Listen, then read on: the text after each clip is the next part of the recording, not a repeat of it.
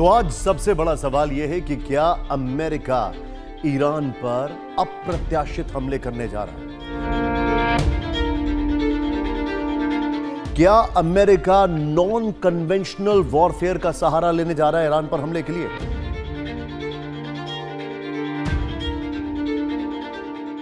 क्या वजह है कि USS aircraft carrier USS George Washington US aircraft carrier US George Washington को वियतनाम से रवाना कर दिया गया है?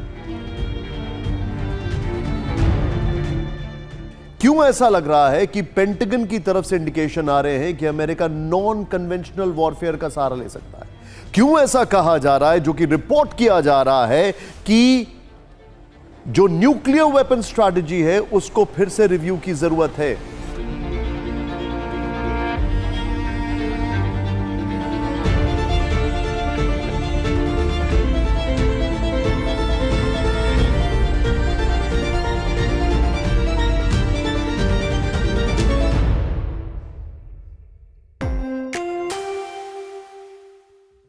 पश्चिम एशिया या पश्चिमी देश परेशान हैं कि आखिर डोनाल्ड ट्रंप अगला कदम क्या लेने वाले हैं। डोनाल्ड ट्रंप अनप्रेसिडेंटेडली क्वाइट है, अप्रत्याशित तौर पर इतना वो शांति कभी नहीं दिखाते हैं। इस बीच ईरान की तरफ से लगातार हमले हो रहे हैं, चाहे वो होमुज में हो, इरबिल में हो या फिर कहीं और पे हो।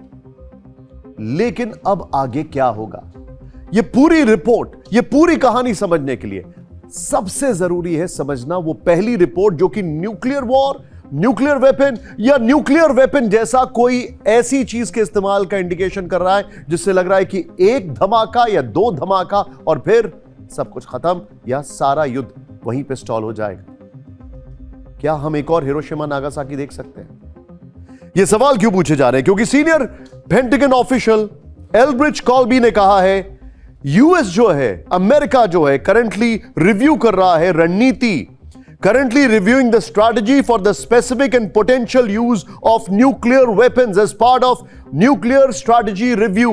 यानी अमेरिका अपनी न्यूक्लियर रणनीति को रिव्यू कर रहा है, यह सीनियर पेंटागन ऑफिशियल एल्ब्रिच कॉल्बी ने कहा है। और ये द होमुज लेटर से के हवाले से मैं आपको खबर बता रहा हूं, एक वेरीफाइड एक्स का हैंडल है। इसके आगे यूएस स्ट्रैटेजिक कमांड हेड जो है रिचर्ड कॉरेल, उन्होंने कहा है कि डिपार्टमेंट ऑफ वॉर जो है वो देख रहा है ऑप्शंस को एक्सपैंड करने के लिए। And I quote, department of war is looking at ways of expanding options available to Trump and providing the decision space for conceivable escalation scenario. यानी वो ऐसे ऑप्शंस को एक्सप्लोर कर रहा है कि प्रेसिडेंट ट्रंप के पास कुछ और भी एल्बो रूम आ जाए, कुछ और भी चीज आ जाए। ये डिपार्टमेंट ऑफ वॉर की तरफ से US strategic command head Richard Correll का कहना है। कॉरेल ने कहा है नॉन काइनेटिक कन्वेंशनल कैपेबिलिटीज जो हैं उनके बारे में भी सोचा जा रहा है। इसका मतलब आप समझ रहे हैं? इसका मतलब है कि क्या अमेरिका न्यूक्लियर ऑप्शंस के बारे में सोच रहा है? जो दुनिया के एक्सपर्ट्स हैं उनका यह कहना है कि हो सकता है अमेरिका कुछ ऐसा सोच रहा हो कि वो न्यूक्लियर उसको नाम ना दे और वो बड़ा अटैक करे। ये दुनिया भर के एक्सपर्ट्स की राय है। क्या कह रहे हैं एक्सपर्ट्स? क्या अमेरिका ईरान में कोई शॉक देने वाला है? आइए देखते हैं। जल के सनासर से मेरा सवाल है, क्या अमेरिका ईरान को कोई शॉक ट्रीटमेंट देने जा रहा है? क्या अमेरिका कोई ईरान पर न्यूक्लियर एस्केलेशन या न्यूक्लियर का नाम न देके कोई और उस तरीके का हमला कर सकता है?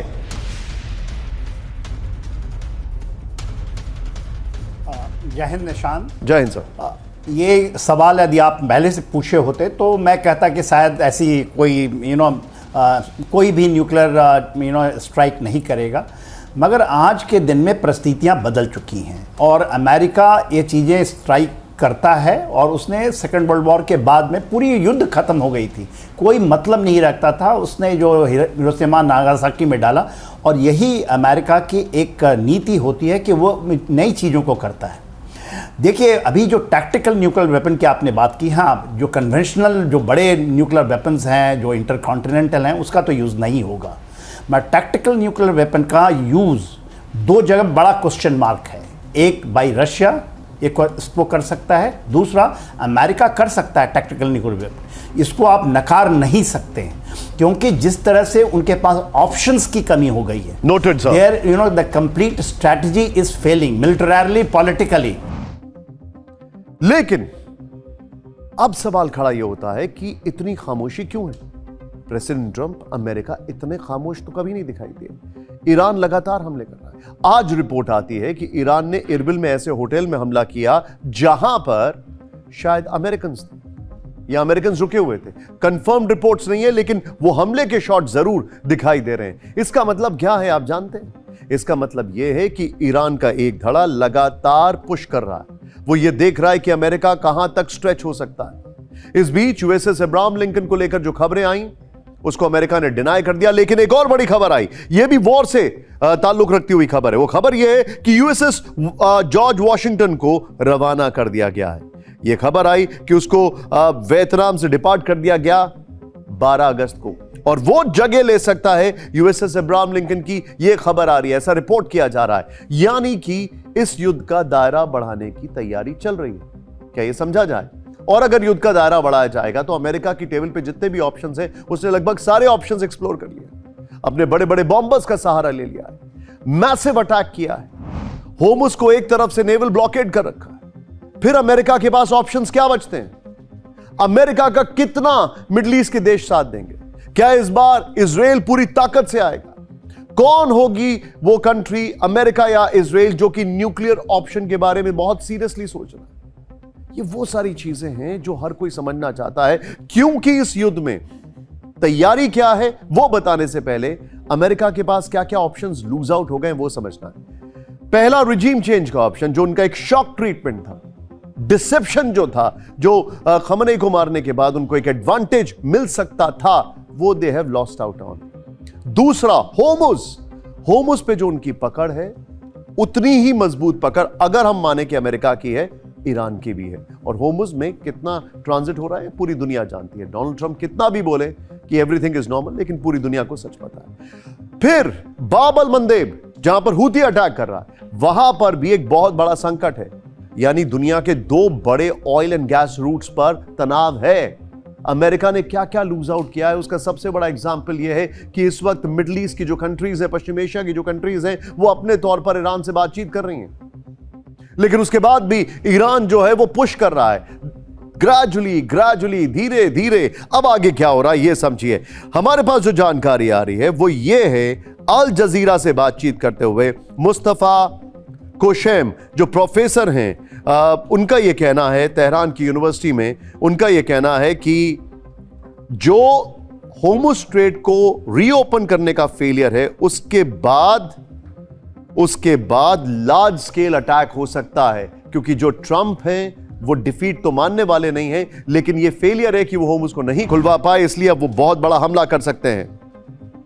उनका यह भी कहना है कि ट्रंप जो है वो इस युद्ध से एग्जिट चाहते हैं। वो एग्जिट कैसे होगी? और जब एग्जिट की बात होती है, फिर से हमारे मन में हिरोशिमा नागासाकी वाला खौफ आता है, क्योंकि अगर वो हो गया उसके बाद शायद एग्जिट हो सकती है। सोचिए, वो होना नहीं चाहिए, पूरी दुनिया जानती है।